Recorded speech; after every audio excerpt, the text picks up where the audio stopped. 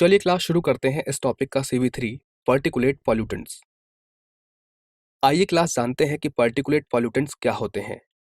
तो basically these are the minute solid particles और liquid droplets in air.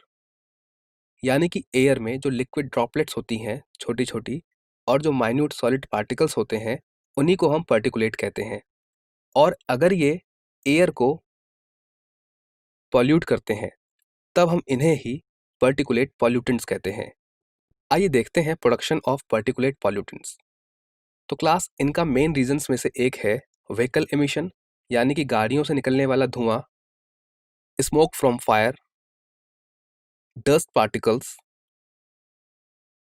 और ऐश from industries. आइए जानते हैं टाइप्स ऑफ पर्टिकुलेट पॉल्यूटेंट्स। तो इसमें पहला टाइप होता है वेबल, जिसमें होते हैं बैक्टीरिया, फंजाई, माउल्ड्स, एल्गी। और दूसरे होते हैं नॉन वाइबल, जिसमें कंसीडर किए जाते हैं स्मोक, डस्ट, मिस्ट और फ्यूम्स। आइए पहले बात करते हैं स्मोक पार्टिकल्स की। तो क्लास स्मोक के बारे में अगर बात करें तो स्मोक सॉलिड पार्टिकल्स और लिक्विड पार्टिकल्स के मिलने से बनता है और ये जनरली तब फॉर्म होता है जब किसी ऑर्गेनिक मैटर का कंबशन किया जाए। आइए देखते हैं कुछ एग्जांपल्स जहां पर स्मोक फॉर्म होता है। इसमें आता है burning of cigarette, burning of fossil fuels, burning of garbages and oil smoke. आइए अब बात करते हैं डस्ट की। तो क्लास जो डस्ट होता है वो बहुत ही फाइन सॉलिड पार्टिकल्स के मिलने से बनता है। इन पार्टिकल्स का जो साइज होता है वो 1 माइक्रोमीटर के आसपास होता है। यहां पर साइज से हमारा मतलब है इन पार्टिकल्स का डायमीटर। आइए देखते हैं प्रोडक्शन ऑफ डस्ट। इसमें पहला है सैंड ब्लास्टिंग, जहां पर बड़ी मात्रा में डस्ट फॉर्म होता है। दूसरा है वुड वर्क्स, जहां पर बड़ी मात्रा में लकड़ी के बहुत छोटे छोटे पार्टिकल्स, जिन्हें हम सॉ डस्ट बोलते हैं, फॉर्म होते हैं। इसके अलावा है सीमेंट और फ्लाई ऐश। आइए अब समझते हैं मिस्ट के बारे में। तो क्लास अगर हम मिस्ट को डिफाइन करना चाहें तो it is liquid particle produced by liquid spraying और कंडेंसेशन ऑफ वेपर। यानी कि मिस्ट ऐसे लिक्विड पार्टिकल्स होते हैं जो तब प्रोड्यूस होते हैं जब या तो लिक्विड को स्प्रे किया जाए या फिर वेपर का कंडेंसेशन हो जाए। आइए इससे कुछ एग्जांपल्स देखते हैं। इसमें है sulphuric acid mist, herbicides mist और इंसेक्टिसाइड्स मिस्ट। आइए अब बात करते हैं फ्यूम्स की। तो क्लास अगर फ्यूम्स को हम एक्सप्लेन करना चाहें तो they are generally obtained by the condensation of vapour during sublimation, distillation और बॉइलिंग। इसका मतलब ये है कि सब्लिमेशन, डिस्टिलेशन और बॉइलिंग ऐसे प्रोसेसेस के दौरान जब वेपर का कंडेंसेशन होता है तब फ्यूम्स बनती हैं। इनके अलावा organic solvents, metals and metallic oxides भी फ्यूम को फॉर्म करते हैं। तो क्लास अब हम डिफरेंट डिफरेंट पर्टिकुलेट पॉल्यूटेंट्स के बारे में जान चुके हैं और ये भी जान चुके हैं कि वो कैसे फॉर्म होते हैं। आइए अब देखते हैं कि इन डिफरेंट पर्टिकुलेट पॉल्यूटेंट्स का क्या इफेक्ट होता है। अगर हम पर्टिकुलेट पॉल्यूटेंट्स के इफेक्ट्स की बात करें तो इनके इफेक्ट्स डिपेंड करते हैं पार्टिकल साइज पर। यानी कि जो पर्टिकुलेट पॉल्यूटेंट्स हैं उनके पार्टिकल्स का साइज क्या है।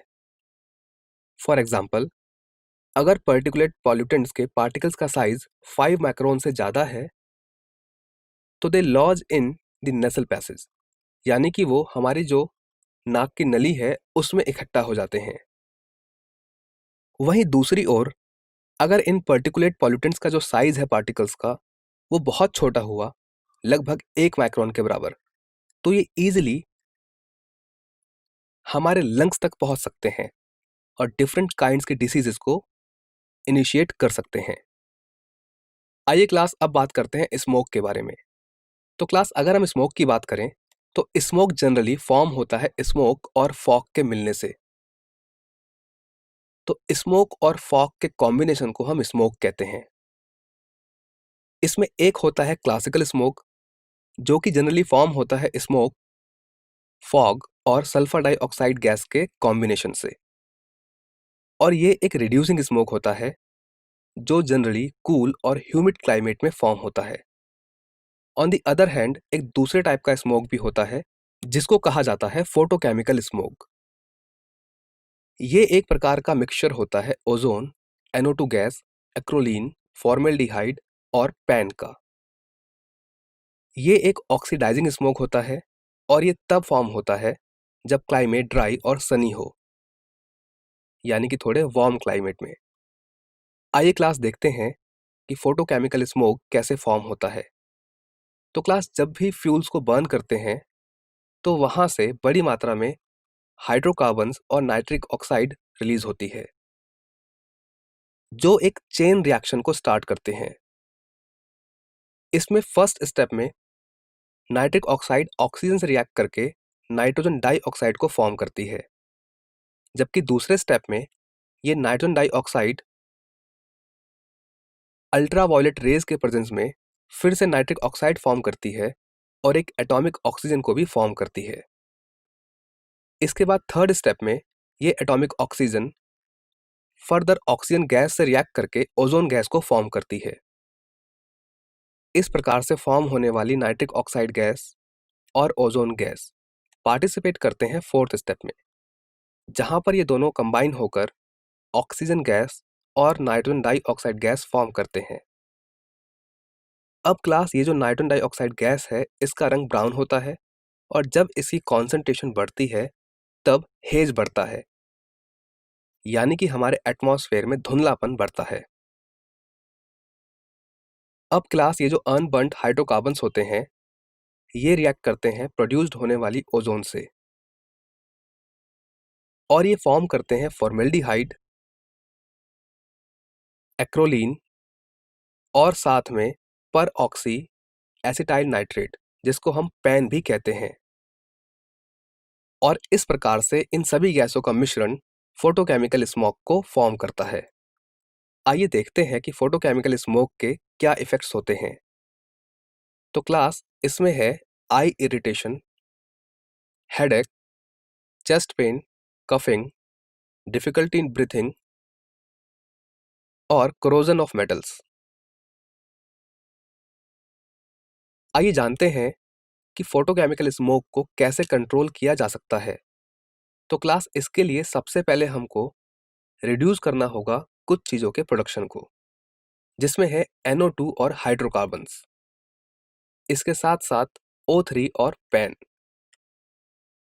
और हमें अपने ऑटोमोबाइल्स में कैटालिटिक कन्वर्टर्स यूज करने चाहिए जो ज़्यादा हार्मफुल गैसेस को लेस हार्मफुल गैसेस में कन्वर्ट करके एग्जॉस्ट सिस्टम से बाहर निकाल देती हैं। इसके साथ साथ कुछ ऐसे प्लांट्स भी होते हैं जो फोटोकेमिकल स्मोक को कंट्रोल करने में हेल्प करते हैं। तो ऐसे प्लांट्स की प्लांटिंग करनी चाहिए, जैसे कि पाइनस, जूनिपेरस, क्वार्कस, पाइरस और विटीज।